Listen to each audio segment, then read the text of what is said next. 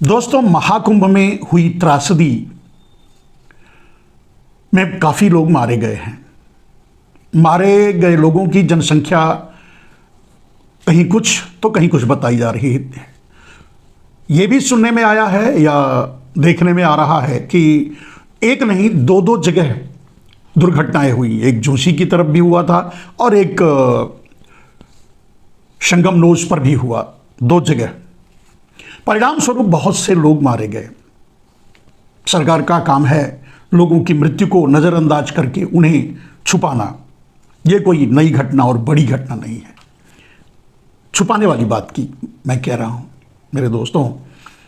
जिन लोगों की मृत्यु हुई है, जिनके घरों में मृत्यु हुई है, उनके परिजनों को, जो घायल हैं उनसे, उनके परिजनों के प्रति पूरी सहानुभूति और सहृदय समर्पण के साथ ये प्रार्थना है कि वो जल्दी से जल्दी ठीक हों।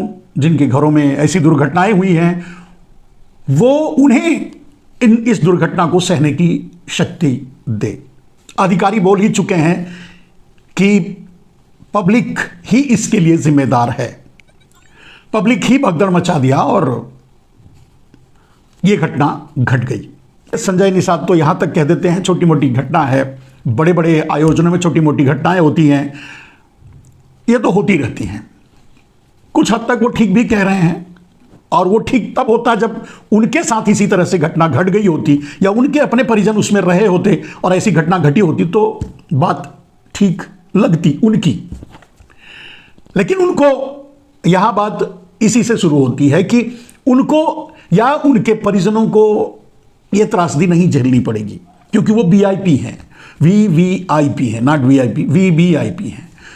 वीवीआईपी कल्चर पर भी कुछ लोगों ने सवाल उठाया, खास करके अभिमुक्तेश्वरानंद जी सवाल उठा रहे हैं कि लोगों को दो कुंभ की तरह स्नान कराया जा रहा है, लोगों को अलग क्यों किया जा रहा है, और ये घटनाएं जो घटी हैं वो वीआईपी कल्चर के नाते घटी हैं। इनमें कोई दो राय नहीं। उनको कुछ भी नहीं होता, उन पर कोई आंच नहीं आती, उनको कोई परेशानी नहीं होती। एक नहीं अगर 10 जगह भी ऐसी घटना घटी होती उस दिन 29 तारीख को, यानी कल मौनी अमावस्या के दिन अगर 2, 5, 10 जगह भी घटना घटी होती तब भी उन पर कोई आंच नहीं आता, क्योंकि उनके लिए तो कॉरिडोर बनाए जाते हैं, स्पेशल घाट बनाया जाता है, स्पेशल व्यवस्था की जाती है। लोग सवाल उठा रहे हैं, वो लोग भी सवाल उठा रहे हैं वीआईपी कल्चर पर। वो लोग भी सवाल उठाए जो यहां गए थे मुक्ति पाने के लिए, पाप धोने के लिए। वो लोग भी सवाल उठाए जो वहां, जैसे अभिमुक्तेश्वरानंद जी, उनके लिए एक प्लॉट अलॉट किया गया होगा और बहुत बड़ा पंडाल उनका होगा, बहुत बड़ी सुरक्षा होगी, निश्चित है। तो वो भी तो वीआईपी कल्चर ही है। क्या वही उसी तरह से पंडाल हर आदमी को वहां मिलेगा, हर आदमी उसी तरह की सुरक्षा में रहेगा? अभिमुक्तेश्वरानंद भी इसी व्यवस्था का लाभ उठा रहे हैं। उनका सवाल उठाना जायज है, मैं उन पर कोई सवाल नहीं कर रहा। और अगर आप समझते हैं कि इसकी कोई जिम्मेदारी लेगा और वो इस्तीफा देगा, चलिए, क्या इसकी जिम्मेदारी नरेंद्र मोदी लेंगे? क्योंकि इस महाकुंभ में महाविनाश के कारण तो वही हैं, कारक और कर्ता सब कुछ वही हैं। वो भी मुक्ति पाने जाएंगे। कहने का अर्थ यह है कि क्यों है, अगर उनको लगता है, कम से कम नरेंद्र मोदी जब से आए हैं तब से किसी न किसी बहाने मौत का सिलसिला तो जारी ही है, बंद होने का नाम ही नहीं ले रहा है। इस्तीफा क्यों नहीं देते? चलिए, बात अब उस बात पर आते हैं। मोदी इस्तीफा देंगे? असंभव। मेरे दोस्त, नोटबंदी की लाइन में लग करके 100, 200, 300 लोग मर गए। मोदी ने इस्तीफा दिया या जिम्मेदारी ली या रिग्रेट फील किया? किसान आंदोलन में किसान सड़क पर बैठ करके मर गया और 1 साल से ज्यादा बैठा रहा। यहां तो पता नहीं कितने लोग मरे हैं, अभी इस बात सामने नहीं आ रही है। आ रही है तो 25-30 लोग मारे गए हैं ऐसा कहा जा रहा है। कहीं 7, दूसरी जगह जहां घटना हुई वहां 7 लोग मारे गए हैं। कुछ लोगों का तो यह भी कहना कि हजारों लोग मारे गए हैं। खैर, जो भी आपके सामने सूचनाएं आती होंगी, जो आपको मिलती होंगी, वो सोशल मीडिया के जरिए ही मिलती होंगी निश्चय ही। गोदी मीडिया तो दिखाएगा नहीं, सुपारी मीडिया और डाबर मीडिया तो दिखाएगा नहीं, क्योंकि उसको मना किया गया है कि दिखाओ मत, बताओ मत। 500 लाख लोग मार दिए गए। मार मर गए आपके अपने, किसी को कोई फर्क पड़ा, कोई जिम्मेदारी ली? नरेंद्र मोदी कम से कम आपसे ताली बजवाया, थाली बजवाया, फूल बरसवाया, न जाने क्या क्या नौटंकी करवाया, लेकिन क्या उसने जिम्मेदारी ली कि ये सब कुछ उनके लिए हुआ? क्योंकि वो, ये बात मैं नहीं कह रहा हूं कि वो पनौती है देश के लिए और देश इसी तरह मर रहा है और मरेगा, ये मैं इसलिए नहीं कह रहा हूं। मैं इसलिए कह रहा हूं कि वो खुद ही कहते हैं कि मेरे आने से, नसीब वाले के आने से अगर आपको पेट्रोल डीजल महंगा होता है, हालांकि पेट्रोल डीजल का उसके बाद से 100 रुपए के ऊपर पार चला गया, नीचे कभी नहीं आया और आएगा भी नहीं, तो कितने बड़े नसीब वाले हैं, कितनी बड़ी पनौती इस देश के लिए है, ये तो आपको भी पता है। तो 750 किसान जब मर गए, शहीद हो गए आंदोलन करते हुए, दिल्ली के बाहर बैठे हुए, तब नरेंद्र मोदी ने जिम्मेदारी ली और इस्तीफा दिया।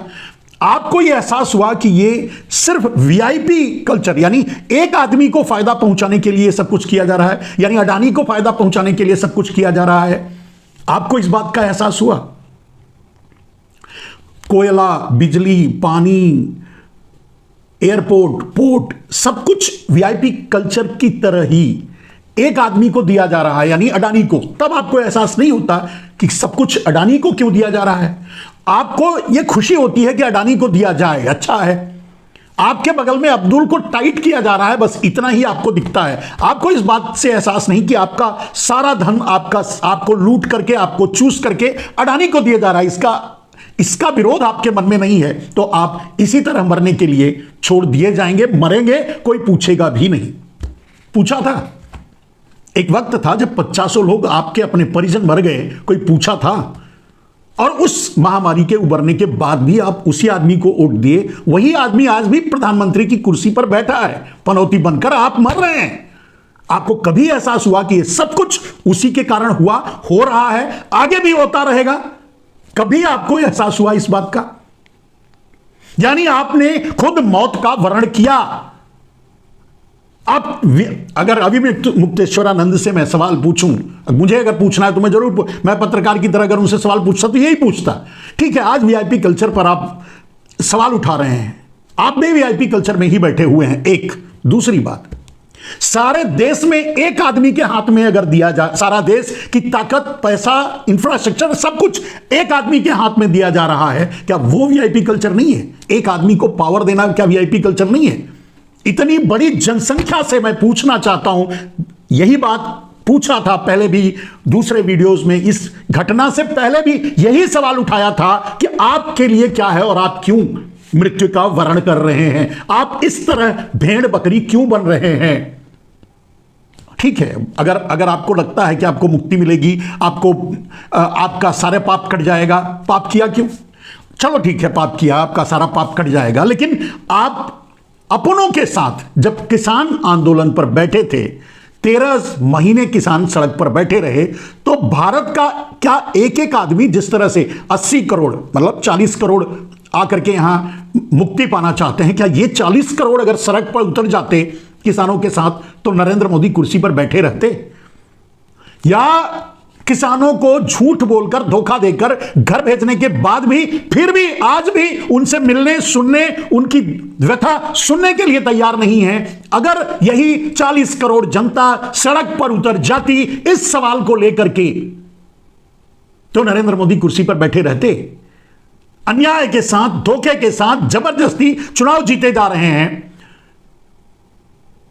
मीडिया को गोदी मीडिया बना दिया गया, ब्यूरोक्रेसी पंगु हो चुकी है, खत्म हो चुकी है, जुडिशरी तबाह हो चुकी है, बर्बाद हो चुकी है, विधायिका रुपए पर चल रही है। कब कहां कौन चला जाएगा, कितना रुपया लेकर पता नहीं, आपको भी दिखाई दे रहा है। क्या यह वीआईपी कल्चर नहीं है? और अगर यह सब चलता रहेगा तो आप के साथ ऐसा ही होता रहेगा। अगर आप अपने हक के लिए नहीं लड़ेंगे, आप अगर अपने बेटे के हक के लिए नहीं लड़ेंगे, जिसे 5 साल का वॉचमैन बना दिया गया, क्या उस हक के लिए आप बाहर निकले इसी तरह? वो आपकी जिम्मेदारी थी, आपके बेटे के प्रति, आपके परिवार के प्रति, इस देश के प्रति, इस समाज के प्रति। वहां तो आप मुक्ति पाने के लिए नहीं निकले, यहां मुक्ति पाने के लिए निकले हो तो मरो। पूरी व्यवस्था, पूरे भारत की व्यवस्था इस तरह बनाई गई है कि कुछ लोगों को सुविधा पहुंचाने के लिए, कुछ लोग पूरी व्यवस्था को अपनी जेब में डालने के लिए, कुछ लोग पूरी व्यवस्था को चलाने के लिए। अगर सिस्टम ही इसी तरह से काम कर रहा है, बनाया गया है, तो आपका रोना और आपका मरना क्या मायने रखता है? मैं तो कहूंगा कि आप अपने मौत का, मृत्यु का वर्ण खुद करते हो। नोटबंदी के बहाने ये आदमी 200-300 आदमियों को मार दिया। अगर उस दिन आप आवाज उठाए होते, इसी तरह 40 करोड़ लोग सड़क पर उतर आए होते, तो यह आदमी बैठा रहता कुर्सी पे। किसानों की बात बोल ही दिया। 750 किसान मारे गए, शहीद हो गए। उस दिन अगर आप आवाज उठाए होते, अपने किसानों के साथ खड़े होकर इसी तरह से मुक्ति पाने के लिए, अपने बच्चों को,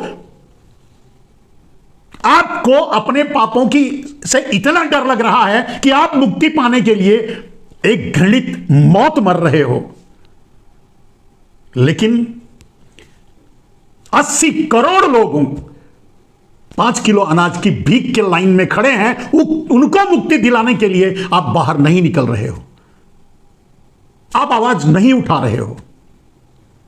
आपको मुक्ति मिलेगी इस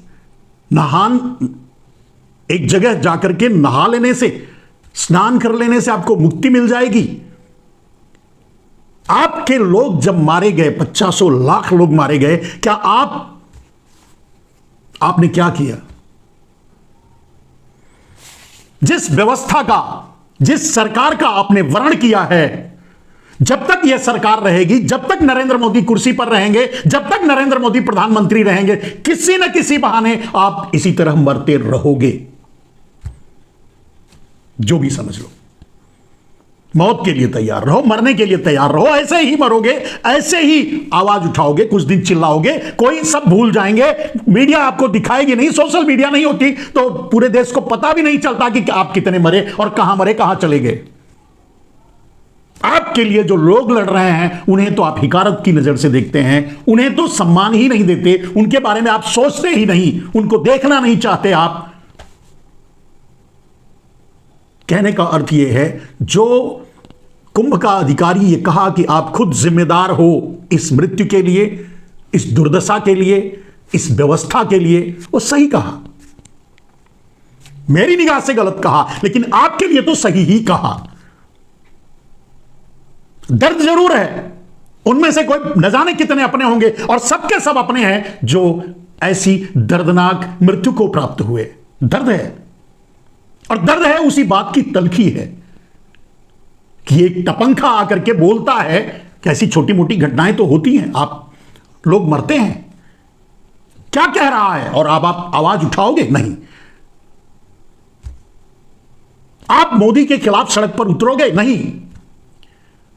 आप इस वीआईपी कल्चर, अभी नरेंद्र मोदी जाएंगे वोट के लिए, मुक्ति के लिए नहीं जाएंगे, वोट के लिए वहीं उसी जगह जाएंगे और नहाएंगे भी, और पूरे ड्रामे के साथ उसे अपने चैनलों पर, माने डाबर चैनलों पर, यानी गोदी मीडिया पर दिखवाएंगे भी, आप देखोगे भी, तालियां भी बजाओगे, जहां आपके अपने आज मारे गए। आप तैयार हो, आप स्वीकार कर चुके हो।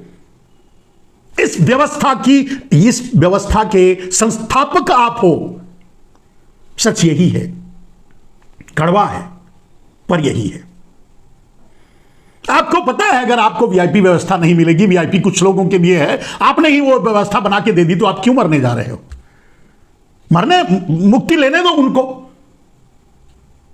सब कुछ आपका लूट कर वो ले चुके हैं, ले लिए हैं, आगे भी ले रहे हैं, लूट रहे हैं आपको, लूट करके अडानी जैसे चोरों को दे रहे हैं। कोई फर्क नहीं पड़ता आपको, कोई बात का गिला और सिकवा नहीं है।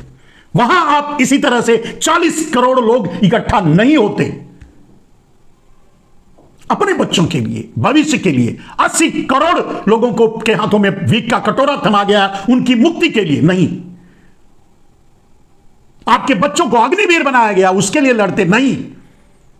इस देश को गुलाम बनाया जा रहा है, इस देश को लूटा जा रहा है, आपकी जेब काटी जा रही है, महंगाई से, गरीबी से, बेरोजगारी से, न जाने किन किन तरीके से आपको लूटा जा रहा है। कोई फर्क नहीं पड़ता आपको। उसकी मुक्ति के लिए, उससे मुक्ति के लिए, इस अत्याचार से मुक्ति के लिए, इस दुराचार से मुक्ति के लिए, इस देश को नरेंद्र मोदी जैसे आदमी से बचाने के लिए अगर आप बाहर नहीं निकलते तो आप ऐसे ही, क्षमा कीजिए,